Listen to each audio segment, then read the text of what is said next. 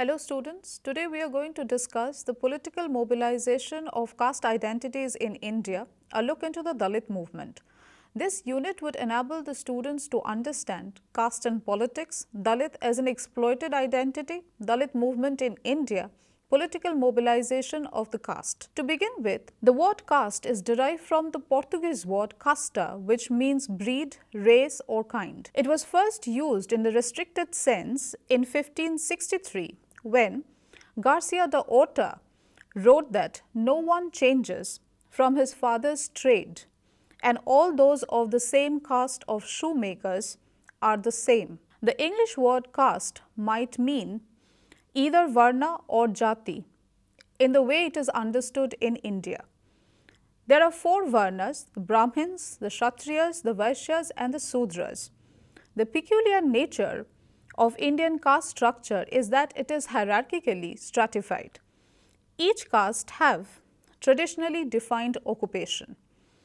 Jati refers to actual social group with which people identify themselves and forms the basis of their interaction with each other. Rajni Kothari emphasized caste as a stratification system in which distances rigidly maintained through endogamy, pollution and the legitimacy of rituals. Yet the fact is that factionalism and caste cleavages, patterns of alignments and realignments among various strata continues to strive for social mobility have always been a feature of Indian polity. This caste system becomes fixed and hereditary with the rise of Hinduism.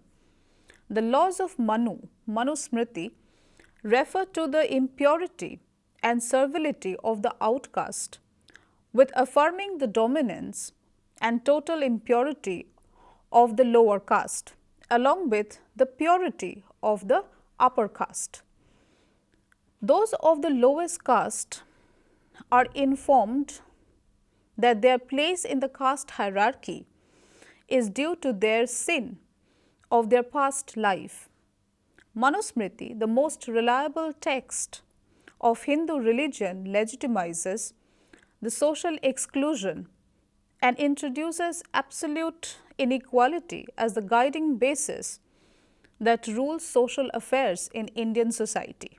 The caste system not only determines the individual's situation or position on the basis of the group to which he is born, but also differentiates and assigns occupational and economic roles.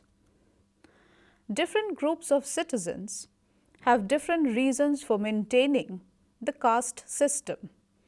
The upper caste wants to keep caste system alive in order to oppress the lower caste, thereby maintaining their superiority. It is very often seen that the lower caste groups who are supposed to hate the caste system also use their caste identity to gain benefit in the corridors of power and politics, and at the same time they want to put a stop to the caste oppression imposed on them by the upper caste. Now we come to a discussion of caste and politics in India. According to many thinkers, castes are assuming new functions like influencing politics and their role in political dynamics like an effective pressure group or interest group. Caste provides an exclusive basis for organization of democratic politics. Caste identity and solidarity becomes primary channel through which electoral and political support is mobilized. Caste has influenced the policy making of the government, for example, the policy of reservation in favor of certain caste. The programs, policies and declarations of political parties are made keeping in mind the caste factor. Even different positions within a political party are distributed in terms of caste. Political parties select their candidates on the basis of caste composition in their constituency. The voting in election and mobilization of political support from top to bottom moves on caste lines. Caste also functions as a pressure group in politics. Political bargaining is also done on caste line. Caste organizations have emerged to organize caste members for collective bargaining with each other. The political leadership in many parties emerges and survives in politics on the basis of their support for certain caste system. Kothari writes, the politicization of caste brings both caste and politics nearer and their interaction changes their forms. When politics draws the caste system into the web of its organization, it finds material for its articulation. And when caste makes politics its sphere of activity, caste gets a chance to assert its identity and strive for position. The relationship between caste and politics is basically a relationship for the specific purpose of organizing public activity. Different caste groups put their loyalties behind political parties and their ideologies in order to maximize their interest. Caste values and caste interest influence a person's socialization process and consequently his political thinking, awareness and participation. He banks upon caste identity and caste solidarity for occupying and performing leadership recruitment roles. Caste influences the process of leadership recruitment. This is particularly true of caste-conscious people of states like Haryana, Tamil Nadu, Bihar and Andhra Pradesh.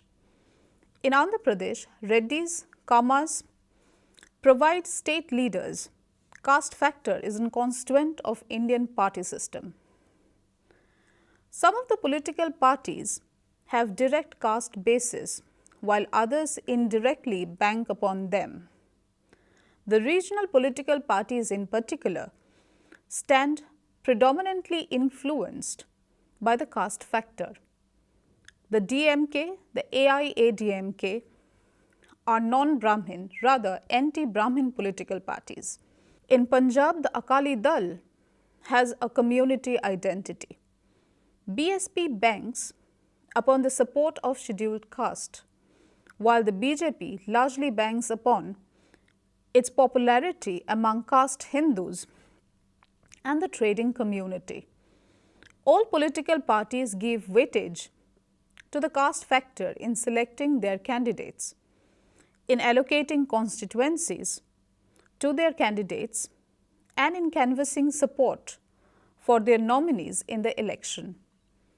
Caste is an important determinant in Indian society and politics, and the new lessons of organized politics and consciousness of caste affiliations learned by the previously shunned caste groups have transformed the contours of Indian politics, where shifting caste and class coalition are being encountered. The net effect of these mobilization along caste identities have resulted not only in the empowerment of newly emerging caste groups, but has increased the intensity of confrontational politics and conceivably leading to a growing crisis of governability. Now we move on to our understanding of the Dalits as an exploited identity. The traditional bifurcation of the Hindu society into caste-based identities has undergone many changes over the years, but caste continues to be a powerful institution in our socio-economic, religious and political life. In this system, Dalits were considered as impure, and this resulted in untouchability towards them. They were assigned the lowest position in the social hierarchy based on rituals, purity, and occupation. Dalits are oppressed throughout the recorded history of India. They were predestined to do some polluting occupation which were considered as impure in the society. For example, disposing of dead bodies, leather works, cleaning, and sewages, etc. The term Dalit is a Marathi word, literally meaning ground or broken to pieces. They are differently known in different regions of India. For example, Dasa, Panchama, Atisudra, Namasudra, or Adi Dravida, etc. Their touch and sometimes even their shadow, even their voices, are believed to pollute the upper caste Hindus. The Indian constitution has banned untouchability, yet in practice, many of the Dalits still face the brunt of their stigma of identity. Voices against this discrimination prevailing in hierarchical caste system have been raised from time to time by both Dalits as well as other social reformers.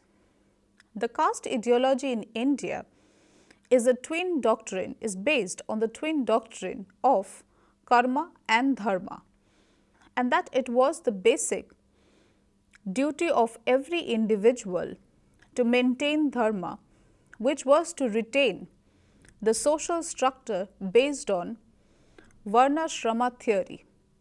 Not only Manu but also Kautilya, another Brahmin, also emphasized on retaining the caste structures as the basic structure of Indian society that cannot and should not be changed. It all began with the Aryans who entered the country from Middle East and settled in the fertile lands of the Ganges after a fight with the indigenous people of the civilization. The people, well versed in the techniques as shown in the historical aspects, were defeated by the Aryans. The minority Aryans defeated the majority of the Dalits by use of their tactics of divide and rule. Otherwise, they would not have been able to defeat the majority. Many scholars believe that later in the Vedic period, the Rig Veda laid the foundation of the oppression of the people in their own land. It was later in the 5th century that people of Shudra Varna were transformed into untouchables, and this led to the beginning of the Brahmin dominated, accompanied by Dalit exploitation. It is often argued that the Arya Brahmins were the ones who devised the institution of Varna system and thereby caste in order that they were able to rule over the rest of the population and can be considered as supreme. By putting themselves in the highest position, they actually wanted to attain superior status, a life of dignity, and aspire to be obeyed by everyone in the Indian society. Gail Omved, in her book Dalit Vision, equated Hinduism with Brahmanism. She pointed out that Hinduism is constructed in order to hide the discriminatory laws of Brahmanism under a religion to be considered as the religion of the country and thereby obeyed without any question. This discourse of social stratification is rooted in the psyche of the people in such a way that this has led to deprivation of resources at every sphere of social, economic, and political life of the Dalits and has led to a state of immense oppression and degradation. This degraded status of the Dalits, leading to untouchability, monopoly of resources, and monopoly of knowledge by the upper caste Hindus, is the result of the entrenched caste system in India. Not only the Dalits are extremely poor, rather half of the Dalit population are still living below the poverty line. With important resources like land, being monopolized by the upper caste, the Dalits were degraded into a status of servitude. Thus began the real exploitation. Dalits lost their livelihood, and the practice of untouchability and lack of knowledge made them believe in all those superstitions and unreasonable myths formed by the upper caste Hindus to maintain their dominance over them. The Dalits were believed to be unclean and therefore must not touch anybody belonging to one of the four main castes. They had to do the dirty works of the upper caste people, as no work was left for them. They were also not entitled to acquire knowledge, to amass wealth or bear arms. The condition of the Dalit women were far more worse, as they suffered from three forms of oppression: caste, class and gender. The Dalit women have extremely low literacy and education level, heavy dependence on wage labor, discrimination in employment and wages, heavy concentration in unskilled jobs, low paid and hazardous work, and they are also victims of violence and sexual exploitation. Now we come to a discussion of Dalit movement in India. For centuries, Dalits were excluded from mainstream Indian society and were also allowed to pursue manual jobs like cleaning, sweeping, tanning, working as landless laborers for scanty daily wages. It was because of these exploitations that Dalit began their movement in India with their basic demand for equality as they struggled to combat inequality in the society with the firm belief in the ideals of equality. The inhuman barbaric practices committed against them led them to protest against the caste-based hierarchy that has divided the Indian society on the basis of caste based on the Varna system, class and gender. Formulating a dignified social and political identity for Dalits is always valued as one of the essential tasks of modern Indian social movements. Among all such movements, one can witness a conflicting relationship between the given identities and the identities carved by the Dalit self. The phenomena of Dalit assertion in India has often been understood through the prism of two models of Dalit social mobility. The first is conversion and the second is Sanskritization. It is generally believed that Dalit make use of either one of these models to escape from caste-based social exclusion and atrocities.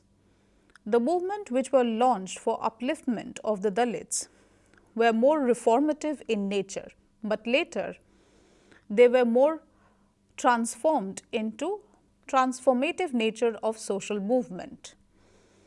These movements have not only led to the betterment of the Dalit people, but also helped the formation of new identity for the subaltern people.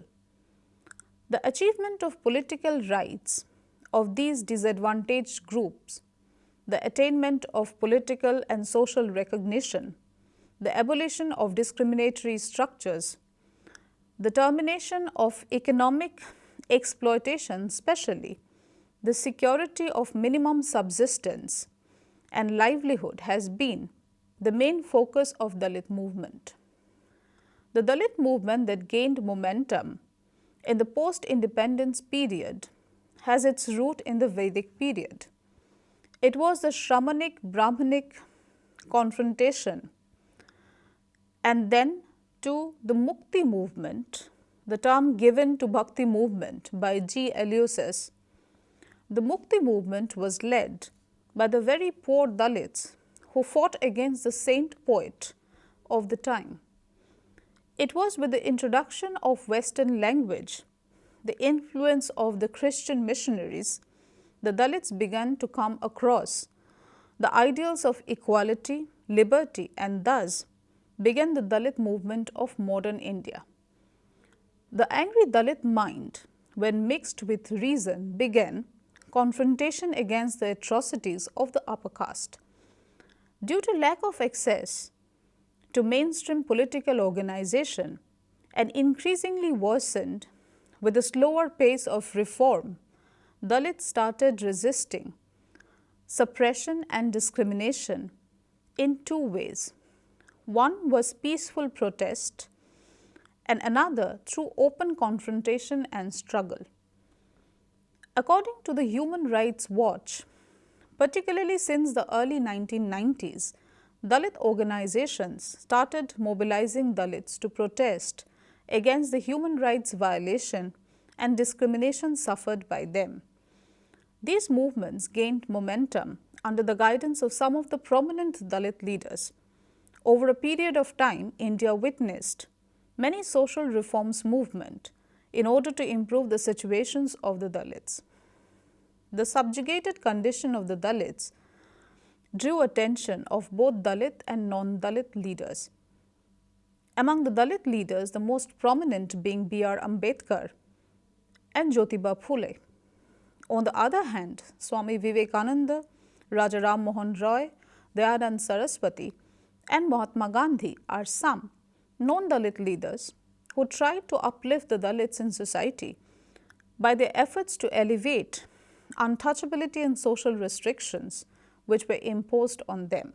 The Dalit political discourse has produced a concrete alternative to the mainstream rationalist formulation in all the realms of public reason. The discourse legitimizes the thrust for political power, as it is one of the prime institutions in bringing radical change in social relationships. On the one hand, rejection of political dominance by the Manuvedis became the mantra of the new Dalit political ideology. On the other hand, they challenged the immoral and unscientific regressive mode of social system and is hopeful of building a modern social order based on human values.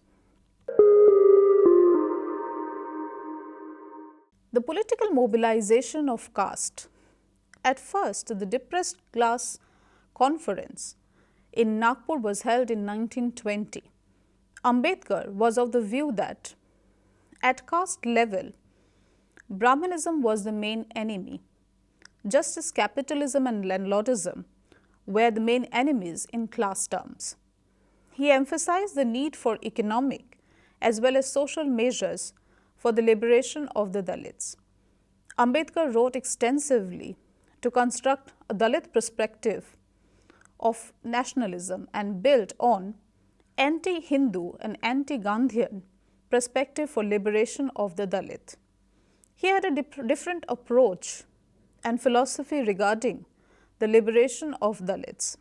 He believed that free social order for which he is striving is not possible within Hinduism, whose very foundation is hierarchical, with the scheduled caste at the bottom. The Chaturvarna system, which Gandhi supported, was part of Hinduism. The religious inviolability behind caste and Varna must be destroyed, and it is possible to do so by discarding the divine authorities of the Shastras. Ambedkar did not have faith in the charitable spirit of the caste Hindus towards the Dalit. He asserted that the scheduled caste should get organized, educate, and struggle for self-respect rather than depend on sympathy.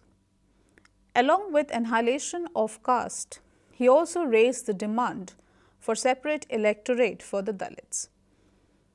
The efforts made by Ambedkar not only elevated the subjugated position of the Dalits but also mobilized them to make effort for their rights. From 1924 to 1930, Ambedkar mainly organized campaigns like Kala Ram, Mahad Satyagraha, etc. Through these efforts, he tried to provide the basic rights of using public places and facilities to Dalits, of which they were deprived. In 1930, Ambedkar's main focus was on attaining political power in order to improve the socio-economic position so that these low caste people could assert themselves against Hinduism. Therefore, by gradually making politics their area of activity, various caste groups tried to assert their identity and strive for power and position. On the other hand, politics also tried to draw from the various caste groups in order to find material for their articulation. Thus, the process of politics became one of identifying and manipulating existing structures in order to mobilize support and consolidate position.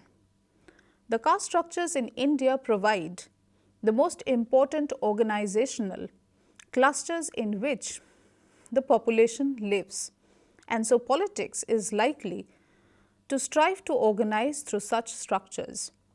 Rajni Kothari quite succinctly puts it, the allegation of casteism in politics is no more or no less than politicization of caste. With the introduction of universal adult franchise, the trend of upper caste men being politically more active has changed. The politics of adult suffrage has in many regions increased the participation and influence of non-Brahmin. However, though electoral politics has accommodated caste identities and given voice to the backward communities, but too close an identification with one caste is likely to alienate other caste groups. Electoral politics therefore needs a multi-group support structure, a structure that fragments as well as federates and creates a common organization. Political parties gain stability only by involving all the major sections of the society. Therefore, to conclude, political integration in agrarian societies in India was through patron-client ties with caste and class identities generally subsumed in each other and tight patron control of local polities. This control would translate into vote banks with the introduction of universal franchise after independence. India's colonial past has shaped caste into a flexible institution, generating a new system that has crucial influences on political mobilization. The pliable caste system in the post-independence era acts as a tool for identifying marginal groups and political mobilization. Various political leadership can alter and influence the caste system to give different groups of people unequal rights in accessing public services and political competition. Caste exposure to things like education, urbanization, industrialization, etc. has made them part of the mainstream. Electoral politics has given them representation and the ability to assert themselves. But the very process of modernization that has made inroads into traditional sectarian loyalties, electoral politics has again re-established their legitimacy, giving rise to disintegrative tendencies, threatening the democratic and secular framework of Indian polity. Thank you.